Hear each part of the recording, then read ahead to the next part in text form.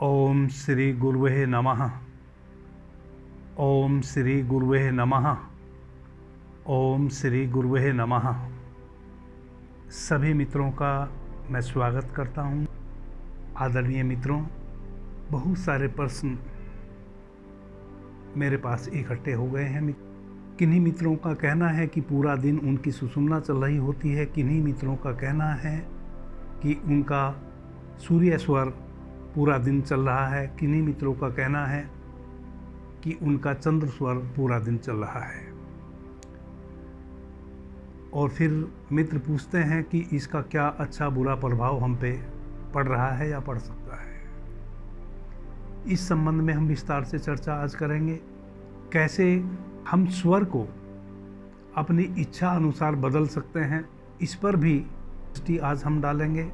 कल चर्चा का एक अंश वीडियो के रूप में अपलोड हुआ है यूट्यूब पर, आपने सुना होगा। उसमें हमने समय के अनुसार तत्वों की पहचान अपने श्वासों में, अपने स्वर में हम कैसे करें, उसका विज्ञान मेरे द्वारा बताया गया। उसमें मेरे बताने में कुछ त्रुटि हुई। मैं सभी मित्रों से क्षमा चाहता हूं जिन्होंने भी उस वीडियो को सुना। अग्नि तत्व के बाद पृथ्वी तत्व 20 मिनट चलेगा और पृथ्वी तत्व के पश्चात 16 मिनट जल तत्व चलेगा और फिर आकाश तत्व चलेगा। अब यह जो आकाश तत्व है, इसको हमने पहले रखा है। पहले नंबर पे प्रथम मैंने 4 मिनट आकाश तत्व को रखा।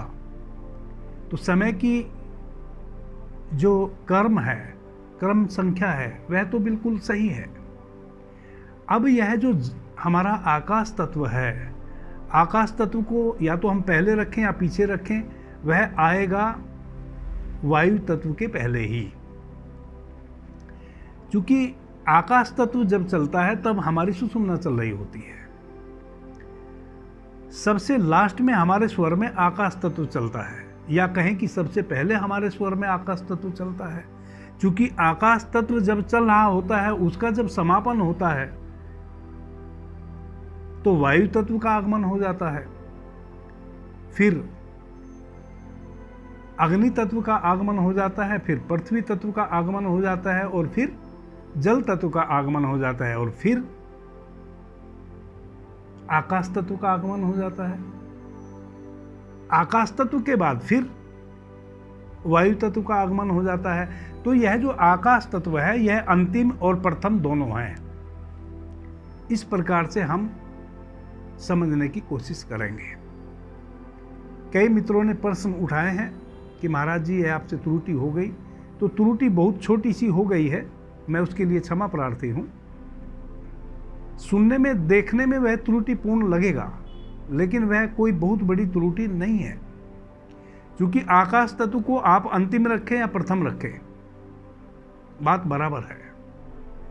आकाश तत्व का जब निग्रह हो रहा होगा, उसकी जब समापन हो रहा होगा, तो वायु तत्व चलेगा। तो सर्वप्रथम वायु तत्व चलेगा 8 मिनट, उसके पश्चात 12 मिनट अग्नि तत्व चलेगा।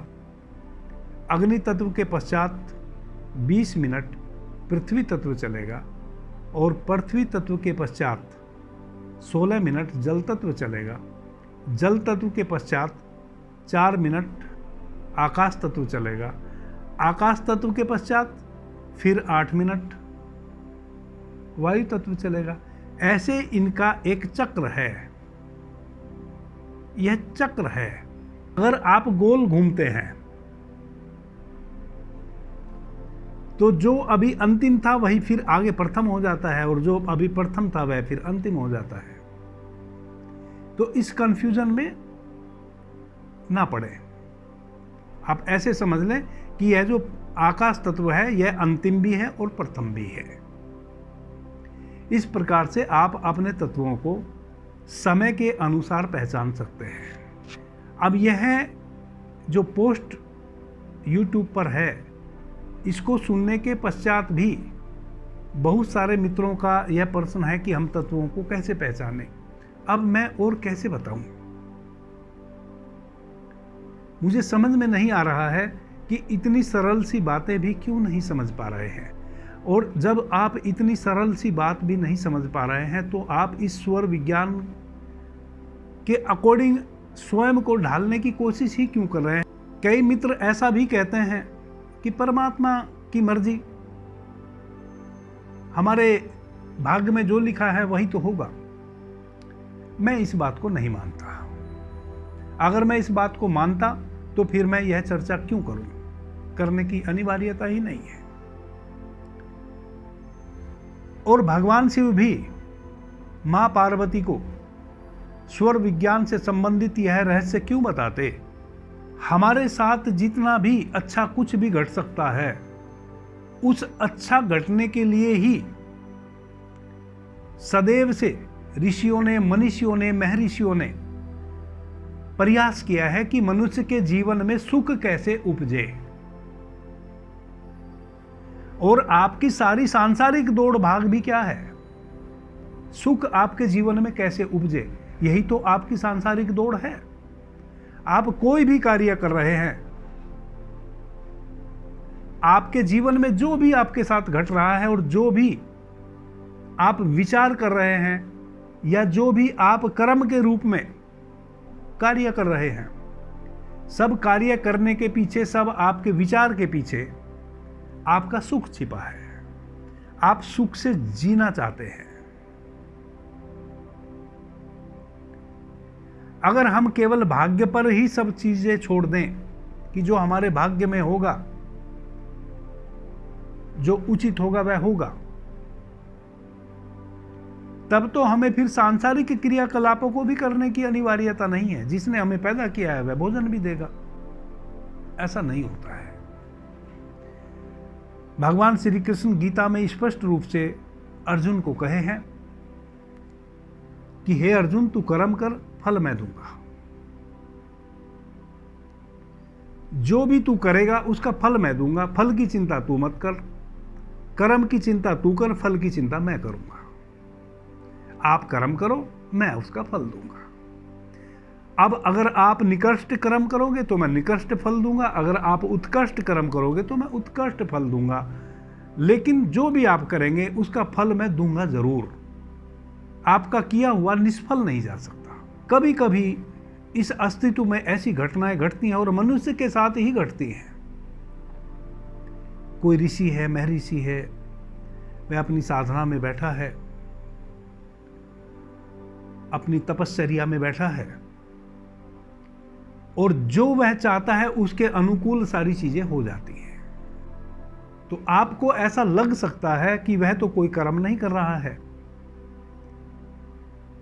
उसके लिए तो भोजन भी उपलब्ध हो जा रहा है, वस्त्र भी उपलब्ध हो जा रहे हैं और उसकी सुरक्षा के लिए भी कोई आ जा रहा है, उसकी सुरक्षा भी हो जा रही है, जंगली पशु पक्षी भी उसको खतरा नहीं पहुंचा रहे हैं और वह कोई कर्म भी नहीं कर रहा है। ऐसा आपको लग सकता है। इसी कारण से यह विचार कभी कभी किन्हीं मित्रों के भीतर उठता है कि हम जैसे कि बिना कर्म किए फल प्राप्त हो जाएंगे।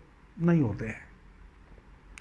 वह जो ऋषि है, महर्षि है, जो तपश्चर्या कर रहा है, वह भी एक कर्म कर रहा है। वह आपसे कहीं ज्यादा बड़ा कर्म कर रहा है। आप कहते हैं ना कि हमें ईश्वर नहीं मिलते। आपको इसलिए नहीं मिलते क्योंकि आपकी 24 आवर्स की जो दौड़ है वह ईश्वर प्राप्ति की नहीं है। वह कुछ और प्राप्त करने के लिए आप सुबह से शाम तक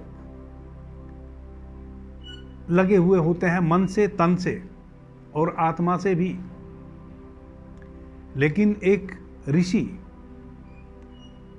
उस परमात्मा को पाने की ही जुगुप्सा में रात्रि और दिवस लगा रहता है। यानी कि प्रकृति को ही, प्रकृति के साथ ही अपना तादात्म्य जोड़ने में लगा रहता है।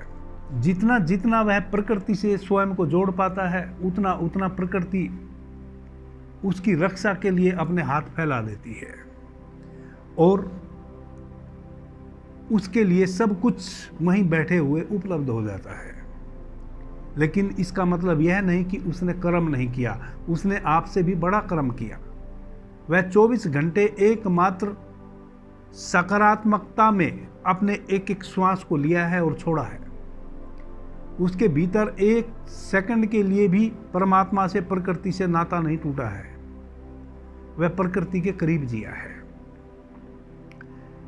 भगवान बुद्ध कहते हैं, हम अपना लिखते भाग स्वयं, पर समय बीत जब जाता है खुद का ही लिखा ना पढ़ पाते, अक्षर धुंधला हो जाता है।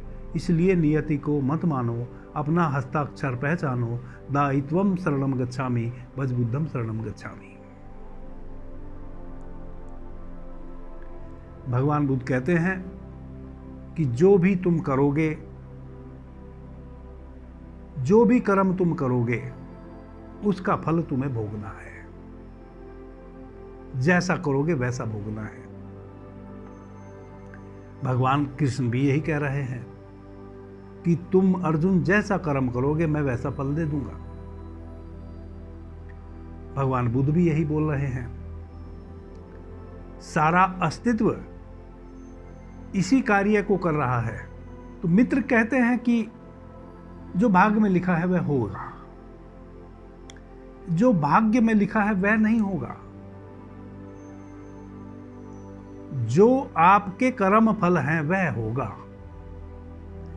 अगर आप स्वर को साध कर, स्वर विज्ञान के अकॉर्डिंग अपने जीवन को जिएंगे प्रतिपल, शुभ अशुभ का भेद करते हुए, तो निश्चित रूप से आपके जीवन में शुभ या अशुभ ही घटेगा। जो कार्य नहीं करने चाहिए जिस स्वर में वह किए तो अशुभ घटेगा।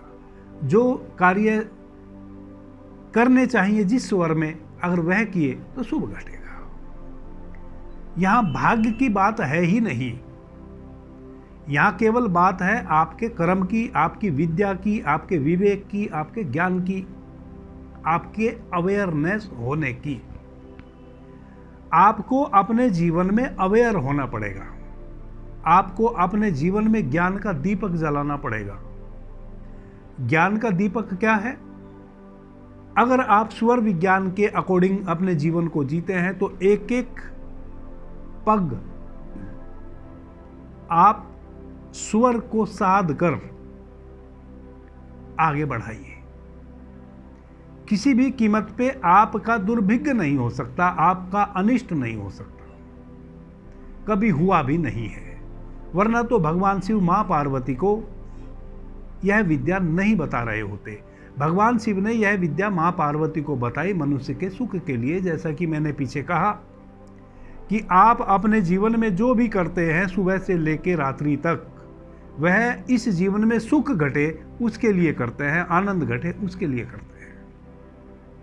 वैसे ही जब से यह सृष्टि है, भगवान ब्रह्मा ने जब से इस सृष्टि की रचना की है, तब से यह पूरी सृष्टि शुभ के लिए ही है।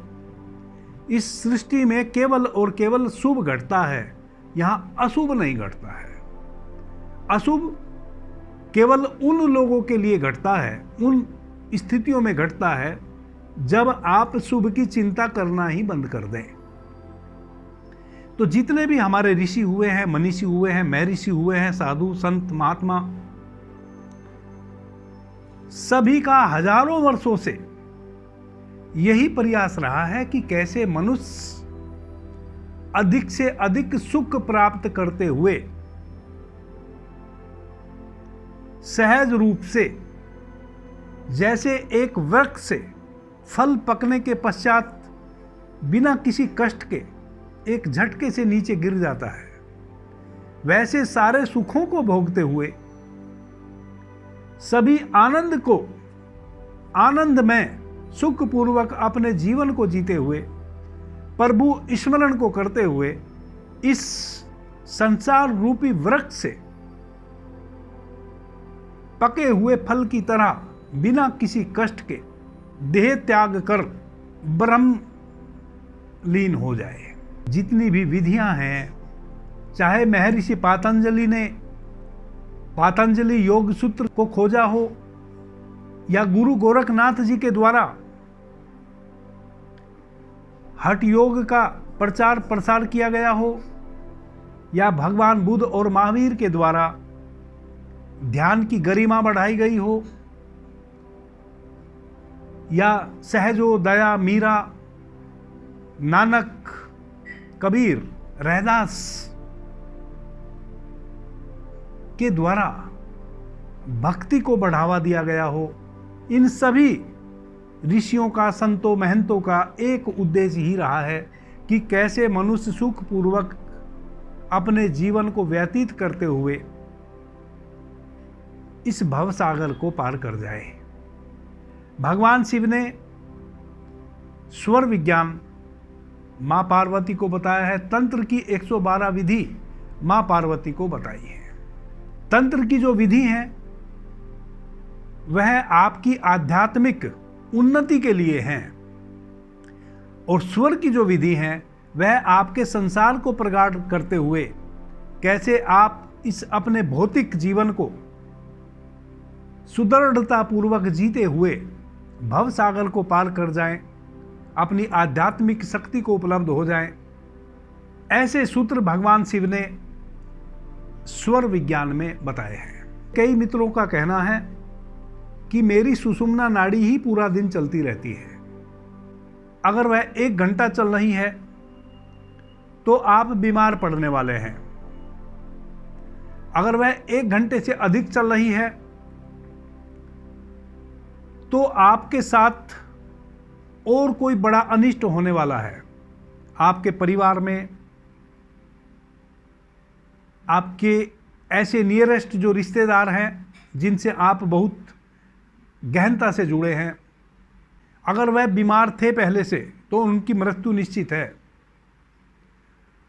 नहीं तो कोई ना कोई बीमार पड़ने वाला है। या तो आप स्वयं बीमार पड़ेंगे, या आपके परिवार में कोई जो आपका नियरेस्ट है वह अधिक बीमार पड़ेगा, या आपका कोई दूर का रिश्तेदार जिससे आपका अधिक प्रेम है वह बीमार पड़ेगा। अगर उससे भी अधिक देर तक आपकी सुषुम्ना नाड़ी चलती है तो आपको शारीरिक नुकसान, आर्थिक नुकसान दोनों होने वाले हैं। अगर आप किसी कार्य से यह उम्मीद लगाए हुए थे कि वह सधने वाला है तो वहां से आपको बुरे समाचार मिलने वाले हैं। यह तो हुआ दुर्भाग्य।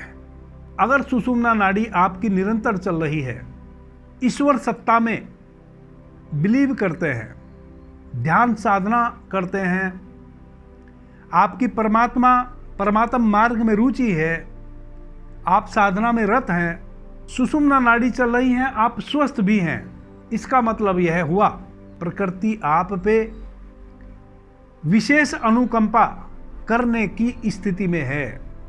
चारों तरफ से आपके ऊपर प्रसाद बरसने वाला है अगर आप इस समय का सही सदुपयोग करें। सही सदुपयोग क्या है? आप केवल और केवल ध्यान साधना करें। कितना भी कहीं कुछ भी नुकसान हो जा रहा है, कहीं भी आपको अनिवार्य रूप से जाना था, कोई भी कार्य आपने आज शुरू करना था या उस कार्य का अंत करना था, सब चीजों को आज आप भूल जाइए। आप केवल ध्यान साधना कीजिए, अपने ध्यान कक्ष में चले जाइए। जो भी आपके घर में आपने एक ध्यान साधना का अपना कोना बनाया हुआ है, उस कोने में चले जाइए, शांत स्थिर हो जाइए और केवल ध्यान साधना कीजिए। आज आपको जितना अधिक ध्यान फलेगा, अगर जीवन पर्यंत आप साधना कर रहे हैं और फलीभूत नहीं हुई तो आज वह दिन है। अगर आपकी अधिक देर तक सुषुम्ना चलती है, यानी कि आधे घंटे से ज़्यादा चलती है और अभी भी चल रही है, वैसी अवस्था में अगर आप ध्यान साधना में बैठते हैं निर्विचार होकर, बिना मन में कोई दुराचार लिए, तो आज आपको जीवन पर्यंत जो साधना में गति नहीं हुई है वह प्रगति होने वाली है। आज आप पे प्रकृति का प्रसाद अति से बरसने वाला है। यह आपके साथ शुभ घटेगा। अगर आपने इस सुषुम्ना की ऐसी अवस्था में, जब निरंतर आपकी सुषुम्ना चल रही हो, लंबे समय तक सुषुम्ना चल रही हो, और आप किसी कार्य हेतु घर से बाहर जाते हैं या किसी नए कार्य को शुरू करते हैं या किसी से वार्तालाप करते हैं, तो नुकसान के अतिरिक्त और कुछ भी प्राप्त नहीं होगा। कई मित्र कहते हैं कि मेरा चंद्र स्वर ही सुबह से शाम तक चल रहा है। आदरणीय मित्रों, एक बात को आप सूक्ष्मता से समझ लें। सूर्योदय के समय जब सूर्य का उदय हो रहा होता है, उस समय लगभग सभी के जो स्वर हैं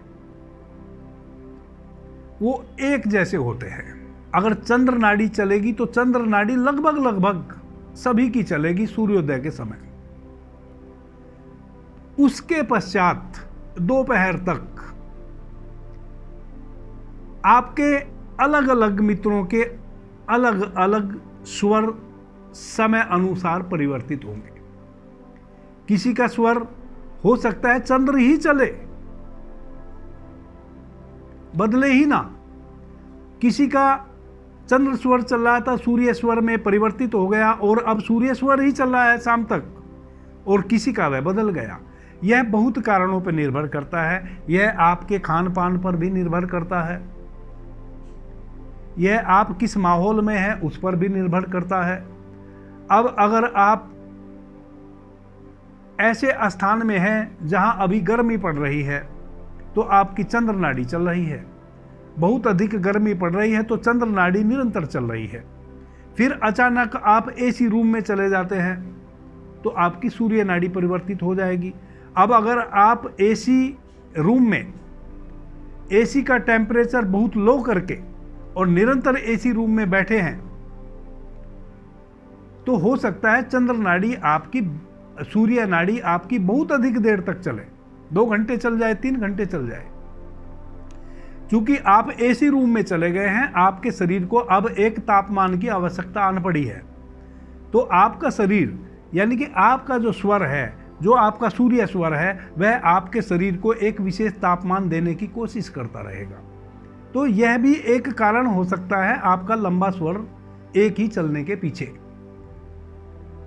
हाँ, अगर आप जैसे वातावरण में हैं उसी वातावरण में नेचुरली हैं और आपका स्वर सही समय पर चेंज नहीं हो रहा है, उसके जो फल हैं वह मैं आपको बताता हूं। यदि लगातार सुबह से लेके रात तक और रात से लेके सुबह तक 3 दिनों तक आपका चंद्र स्वर चल रहा हो निरंतर, तो आपको श्वास से संबंधित रोग होने की संभावना है। आपको लंग्स से संबंधित रोग होने की पूरी संभावना है। कहीं ना कहीं आपका लंग्स जो है वह इन्फेक्टेड होने वाला है। आपको सर्दी, खांसी, जुकाम और कफ, कोल्ड वाली बीमारियां 100% होने वाली हैं। अगर 3 दिन तक निरंतर दिवस रात्रि आपका सूर्य स्वर चलता है, गंभीर बुखार से आप पीड़ित होने वाले हैं। कोई ना कोई खतरनाक कैंसर जैसा रोग आपके भीतर पनप रहा है, उसकी शुरुआत हो चुकी है। आदरणीय मित्रों, बुखार जो है वह स्वयं में कोई बीमारी नहीं है, वह दूसरी डिजीज का प्रतिफलन है। जब तक वह किसी दूसरी बीमारी का इंडिकेशन है जो बुखार के रूप में परिलक्षित होता है, तो भीतर हमारे कोई ना कोई खतरनाक गांठ या खतरनाक कोई इन्फेक्शन हो चुका है जो अपनी परिपक्व अवस्था में आ गया है।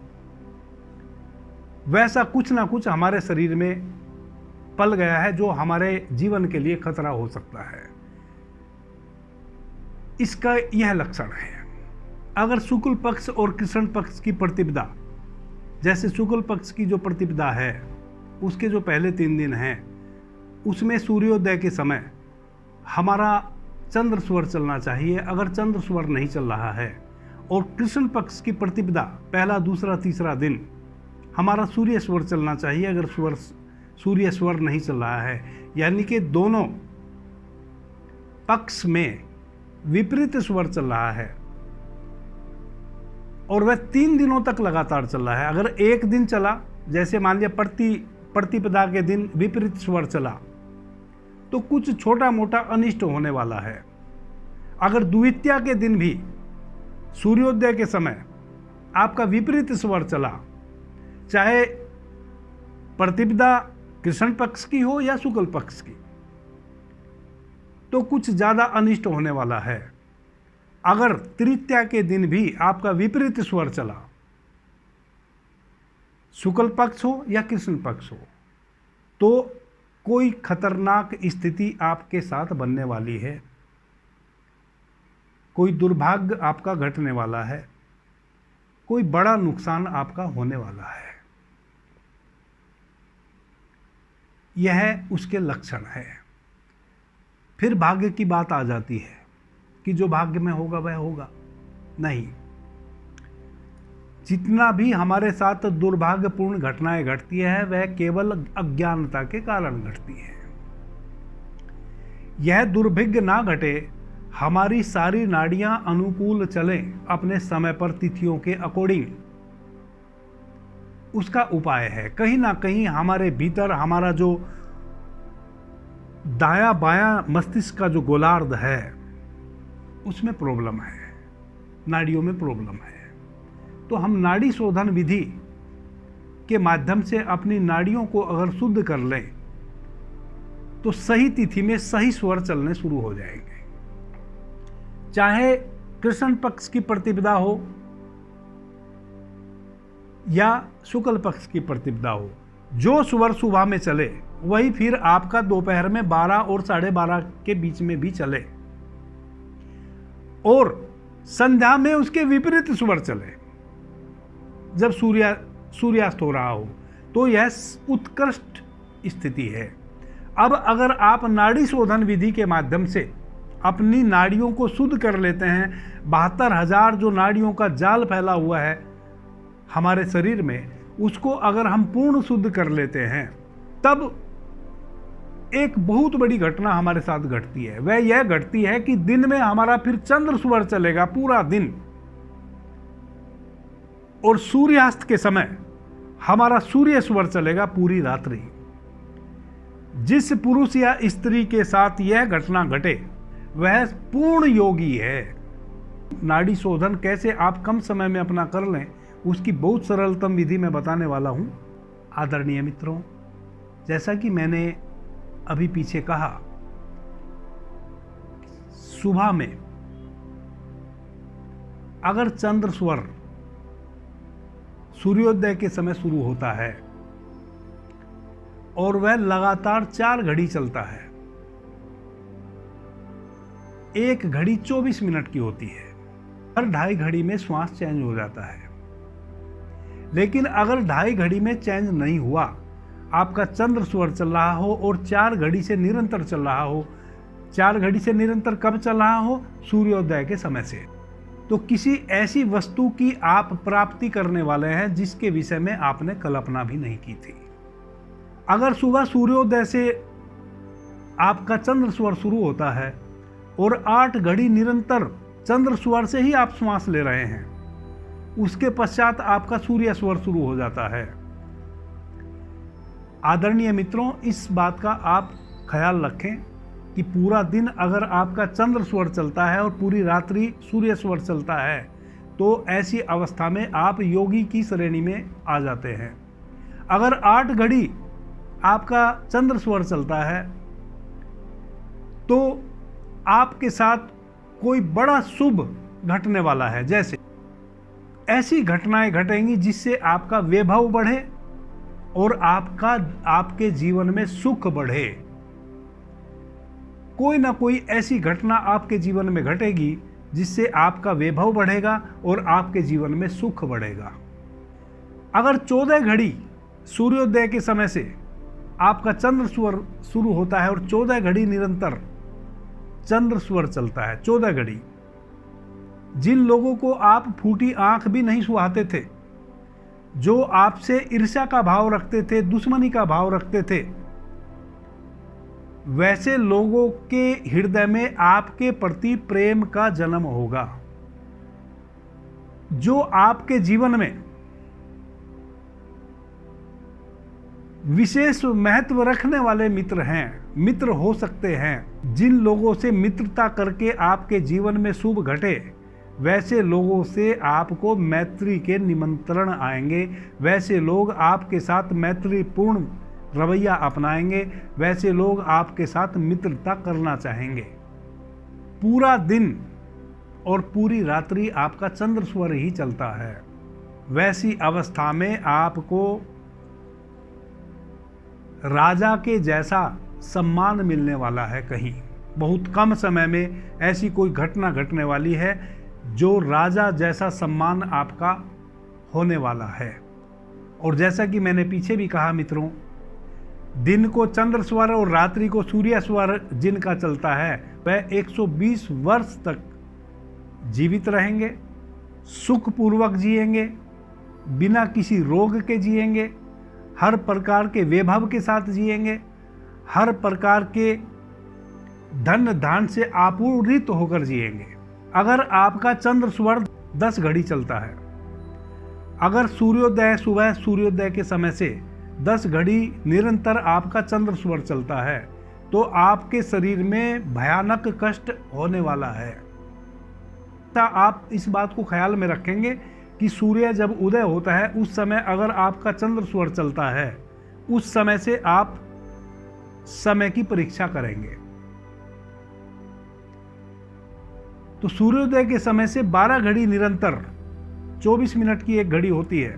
पर अगर आपका चंद्र स्वर चलता है तो आपके शरीर में उद्वेग आएगा, और निरंतर अगर 1 महीने तक 30 दिन तक दिन और रात, दिवस और रात्रि चंद्र स्वर ही चलता रहे तो वैसे व्यक्ति के जीवन में धन धान सब कुछ नष्ट हो जाएगा, शरीर जर्जीर्ण हो जाएगा, बुद्धि काम करना बंद कर देगी, विवेक नहीं बचेगा, और शरीर और विवेक अगर ना बचे तो धन की हानि होनी लाजमी है। अगर 60 घड़ी लगातार आपका सूर्य स्वर चले, सूर्योदय से लेकर 60 घड़ी लगातार आपका सूर्य स्वर चले तो आप खतरनाक रूप से बीमार पड़ने वाले हैं। अगर पहले से बीमार हैं तो मृत्यु होनी तय है, नहीं तो बहुत गंभीर रूप से बीमार पड़ जाएगा। आदरणीय मित्रों, कई मित्र ऐसे प्रश्न कर रहे थे कि मेरा तो सूर्य ही स्वर चल रहा है, मेरा तो चंद्र स्वर ही निरंतर चल रहा है। तो सबसे पहले तो इस बात का ख्याल रखें कि अगर आप एक ही वातावरण में रह रहे हैं तब आपके स्वर इस प्रकार से चल रहे हैं, तब तो गड़बड़ है। अगर वातावरण चेंज हो गया है, अभी आप गर्मी में थे, फिर आप सर्दी में चले गए, या आप दिन भर गर्मी में काम कर रहे थे, फिर आप आराम के लिए एसी चला के एसी रूम में चले गए, या बहुत ठंडे पानी से स्नान आपने कर लिया, या बहुत गर्म पानी से आपने स्नान कर लिया, या आपने बहुत तला हुआ गर्म कुछ चिष्ट बासी भोजन ग्रहण कर लिया, इनसे भी आपके स्वरों की टाइम का जो पीरियड है वह घटता बढ़ता है। अगर आपने बहुत ठंडा आइसक्रीम, खीर, ठंडी खीर, बहुत ठंडा पानी या कोई भी ऐसा पेय पदार्थ जो बहुत ठंडा हो, जैसे अधिक लस्सी पी लिया, अधिक दही खा लिया, या बर्फ डाल के जूस पी लिया, तो आपका चंद्र स्वर की अवधि जो है, जो प्रत्येक 2.5 घड़ी में चेंज हो जाना चाहिए स्वर, वह नहीं चेंज होएगी, वह लंबे समय तक चल जाएगा। वैसे ही अगर आपने कुछ चिष्ट भोजन कर लिया, बासी भोजन कर लिया, अधिक मिर्च मसाले वाला भोजन कर लिया, तो आपका सूर्य स्वर अधिक देर तक चल सकता है, 60 मिनट से अधिक देर तक चल सकता है, 2.5 घड़ी से अधिक देर तक चल सकता है। तो बहुत सारी चीज़ों पे हमारा स्वर का जो टाइम है वह निर्भर करता है। मान लिया आपने स्वर चेंज करना है और किसी भी विधि से नहीं हो रहा है, तो आप एक बच्चों के खेलने वाली बॉल ले लें। अगर मान लिया आपने दाहिना स्वर चलाना है, बायां चल रहा है, तो बाईं काख के नीचे आप उस बॉल को रख के ऐसे दबा लें और बाएं उसी हाथ के अंगूठे से अपने बाएं स्वर को बंद कर लें। दाहिने स्वर से आप श्वास को भीतर खींचे और बाहर छोड़ें, आपका स्वर चलने लगेगा। अगर फिर भी ना चले तो सबसे पहले हल्का सा निवाये पानी से आप अपने चेहरे को पानी से धोएं, थोड़ा पैर भिगा लें, घुटने तक अपने पैर धो लें,